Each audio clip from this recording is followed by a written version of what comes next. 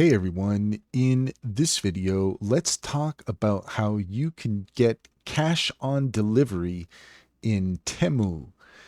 In order to do so, here we are in Temu for Android, and what we're looking for can be found in the cart. So we're going to go ahead and click on the cart icon at the bottom, and you will need something in your cart for this to work because next we're going to go into checkout.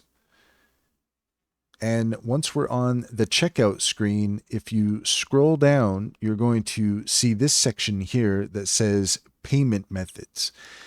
Now, if you have available in your area cash on delivery, this is where that option is going to show up.